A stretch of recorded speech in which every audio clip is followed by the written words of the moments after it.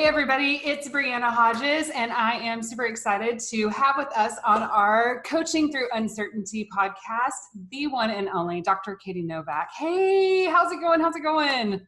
Hey, I'm so excited to be here. It's super fun to get to talk to educators, especially in these crazy new normal times, whatever you want to call them. This is like a real reset on like, why are we doing this? What are we doing? How are we going to do it? Absolutely, absolutely. And this is not even we've got classes that are up and running that are going, and so this is time. Like it's game time. It's definitely to jump in here. So with that, tell us a little bit about yourself. Where are you from? Who do you, or where are you? What do you do? Who do you serve? Some of that stuff for those people that happen to know who you are. Perfect. So my name is Katie Novak. I'm a practicing administrator. I'm also an education consultant. I taught full-time for 13 years. For the past 6 years, I was the assistant superintendent of schools in a district outside of Boston, Massachusetts. I've also been doing some educational consulting and writing for about 5 years now. And starting on July 1st, I actually moved to a different position in the district, which would allow me to balance consulting and being a practitioner a little bit more. And so I am the facilitator of professional learning. So I provide ongoing professional development to administrators and coaches and educators in the same district where I have been for the past 6. So what's really exciting as a consultant is not only kind of doing the research and doing the reading and writing, but actually having like ongoing relationships with colleagues who can like call me on this stuff. Like, we've tried this, we're reflecting on this, it's not super effective. And so getting to kind of be a part of a professional learning community has been really powerful in creating suggestions for other people outside of our district to try to move forward. I love that because, and one of the things that we talk about so much is that there's no perfect solution, right? And you certainly, Queen of UDL, can definitely talk through. There's not a one specific way to do this. You've taught me so much, and my favorite phrase that you use so often is that firm goals, flexible means, and I kind of want to throw that at you and help us as we are really trying to put our minds around what's going on right now with so many different elements, so many people out there as instructional leaders, as instructional coaches, principals, all of these things. We're trying to take some really uncertain circumstances and bring that into provide a stable and engaging learning environment. And that's really tough for us educators who like to have a play. Like, we like to have a plan. We like to know the answers. We like to really be able to provide some structure around that. And we're seeing a lot of our teachers be really, there's a lot of anxiety coming into this. So how, in professional learning, how are you kind of bringing that together? How are you creating some normalcy out of these uncertain and quite abnormal times? Yeah. And so, I think that it really comes back to grounding ourselves. And what I like to focus on in professional learning is there's like 3 main things that we need to ground ourselves in.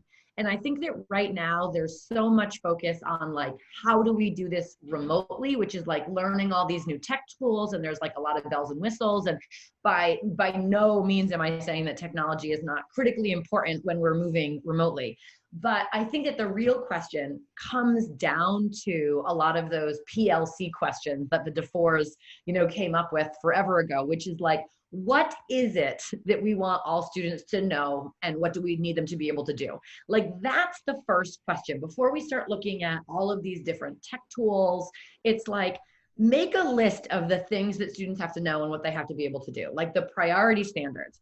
And then the next thing is like, how will I know, given where my kids are at, whether they're at home, whether they're in front of me, whether some of them are at home and some of them are in front of me, but like, how will I know that they know that, or if they're able to do that? And so it really comes down to, what tools do we have that provide a platform to us to see how students are doing? Like, what is my way to communicate with students and to see how students are expressing what they know and what they're able to do? And then the other 2 questions are like, what are we going to do if they can't do it? And what are we going to do if they can do it really, really well? And there seems to be almost like a lack of challenge for next step.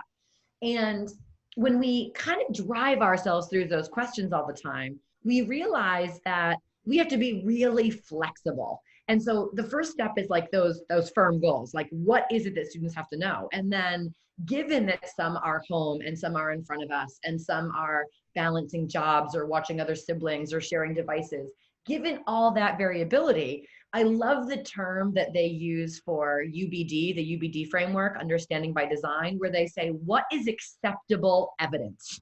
I love that, right? What is it that the students need to know? What do they have to be able to do? And what is kind of the buffet of acceptable evidence? And that's when you start saying, well, you know, I was an English teacher for a really long time. So I would be like, okay, I need to make sure that students can write with descriptive detail, right? That's the goal. Students will write narrative, you know, with you know, descriptive detail, among other things. And then it's like, well, how will I know that students can write with descriptive detail? They could write it on a piece of paper and take a picture of it. They could upload it to a Google Classroom. They could maybe write it and then read it out loud on a Pear Deck. But like, it always comes down to, how do I see students' descriptive writing? And then what are the scaffolds and supports that I can provide that would get in the way of things that would prevent it? So, well, some students might not really know what descriptive detail is. So let me make sure that I have resources to learn about descriptive detail. You know, some students might not know how to organize it. Let me make sure I have a graphic organizer. And I think that if we go back to like what we know about instruction, then I will say, I need a tool that will help students to organize their writing remotely, as opposed to, that tool looks cool and I want to use it. You know, it's start with the goals. What do you need to meet those goals, as opposed to like burying yourself and using 50 different websites. Use 2 websites well that allow you to do what you need to do, as opposed to like the variety of tools that everyone and their mother's talking about. And so like what I say to educators is like, literally sit down for September and be like, these are like 4 things that I absolutely need all my students to know. And this is what I need them to be able to do. And then start designing from there, because like we can't do all of these things really well. And so something's got to give. Like if we have time for self-care, something's got to give. And the thing that's got to give is like trying to use a billion tools that all really do the same thing.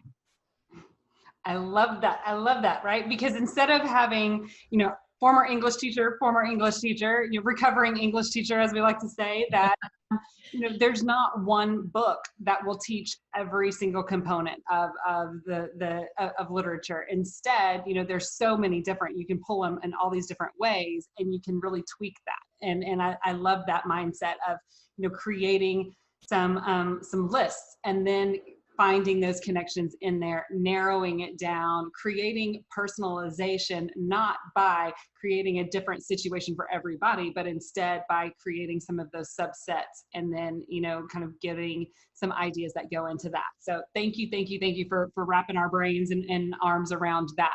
That said, couple more questions for you. First one is, given these uncertain times, how do you recommend staying so focused in when it seems like that the goal is continually changing sometimes, you know, right? Like it's like, oh, we're going to do this remotely, or, oh no, now we're going to do a hybrid, or it's going to switch back and forth, or whatever those circumstances is. How, you know, what suggestion do you have for us in still finding that, you know, that grounding in a little bit of certainty? So I don't think the goals ever change. I think the format changes. And I think that that's what we have to remember, is like high quality instruction of like, well, I'm going to go back to descriptive writing. I need students to know what descriptive writing is. You know, let's say, okay, this site has like a really good explanation of it. I'm still going to provide direct instruction. It might be that I have to record it and that I have to send the video. And I might have to send that in a multiple means. So maybe it's in the Google Classroom. I also send it to the local access cable station and they can play it. I might also have to send it through something like a class tag or a remind, so everybody gets it on their phone. But like the act of me providing instruction on descriptive writing does not change. Like I'm still gonna always have time for students to reflect on what they already know. I always want to make sure that they understand what the goal is. You know, your writing and your speech will be wicked boring and no one will know what you're talking about, and they won't be able to visualize it if you don't start using descriptive details. And then students need opportunities to explore that more. And, you know, maybe you have a textbook If they're home, send home the textbook. You know, if they don't have access to textbooks, then it has to be an article that's going to be posted online. And I think that the stability is that our goals for what students have to know and what they have to be able to do, they don't change. Our goal to create relationships with students and their families, that doesn't change. What changes is maybe the way that we connect with learners, and that still goes back to that PLC structure. What do you do when you're not hearing from kids, right? And that's when you get together with your colleagues and be like, there are 3 kids who are doing nothing. Problem solved together. It's the same thing you would do if everybody was in front of you. These 3 kids aren't making progress. And I think the newness makes us forget what we know and what we know how to do well. And grounding in, like, what are the pieces of a lesson and what are our goals and how do we work together as colleagues and how do we reach out to families when we see that students are struggling? All that is exactly the same. We just might be doing more of that on the computer or through, you know, phones or more untraditional methods. And again, this is not about being the best at technology. You give me Google Classroom and a couple of links and I can make magic. And what I think that people are getting buried in is trying to, like, keep up with the Joneses. That teacher's using this many tools on, you know, like, stick with high quality instruction. Create that instruction synchronously or asynchronously and make sure that students are on the other end. And I know this is so cheeseball, but I saw something the other day, like when we were growing up, our best teachers were virtual, like your Mr. Rogers, your Sesame Street. Like, we watch that crap all the time, right? And it's like, how do we create instruction and say, this is not ideal, but like an international pandemic is not ideal and education can't solve all the world's problems. But what we can do is provide instruction in the goals and the methods that we know are beneficial for learners to grow up and learn more things on their own.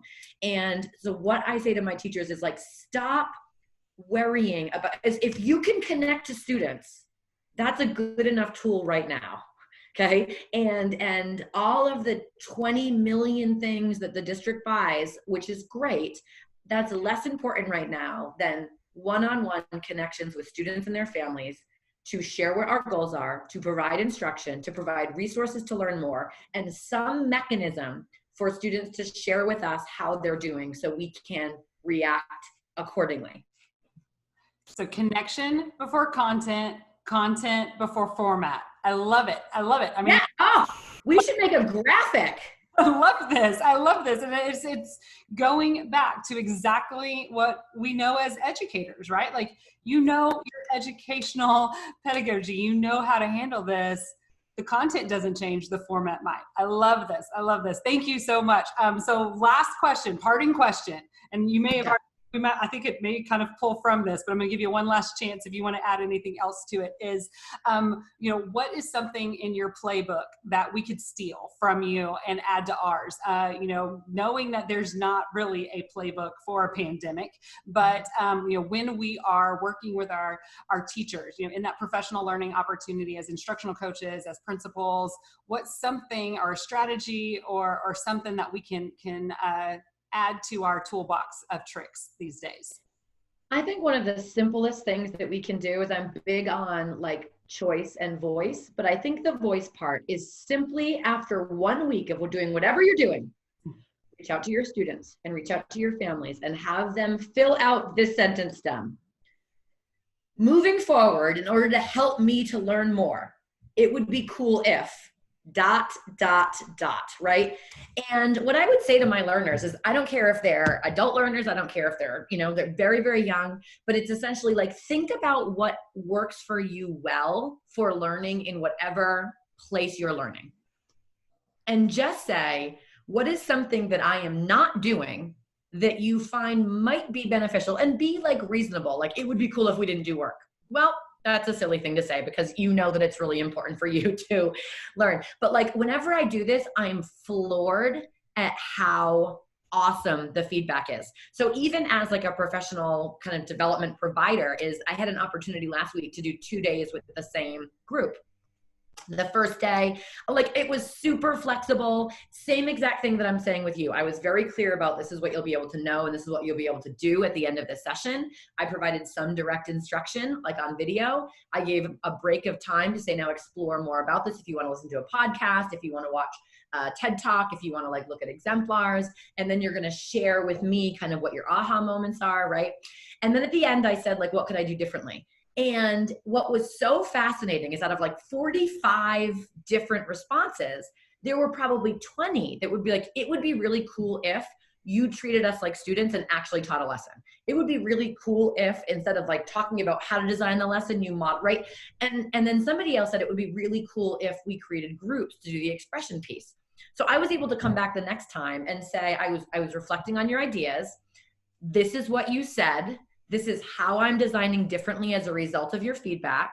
Please let me know if like I got it right. But I think that evolution, as we learned that it was up to us to design things that worked for learners, as opposed to it's up to us to work with learners to decide how do we create the best outcomes for our community.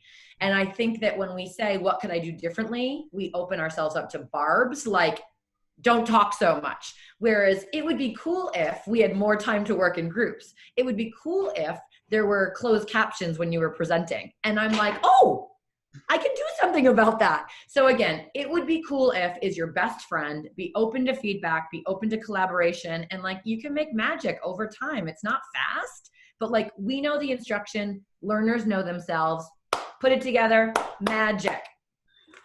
You heard it here, friends. Oh my God.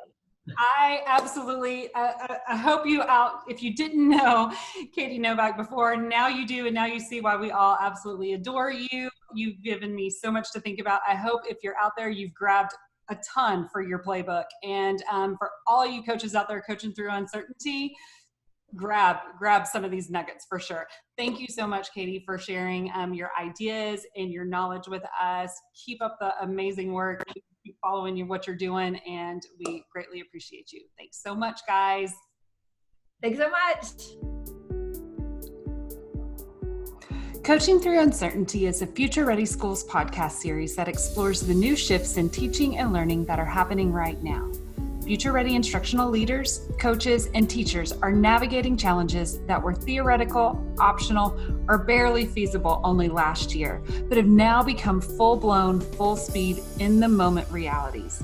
Coaching Through Uncertainty is hosted by me, Brianna Hodges, National Faculty for Future Ready Schools. In each episode, we'll connect with Future Ready coaches on a mission to inspire, engage, and amplify innovative professional practice.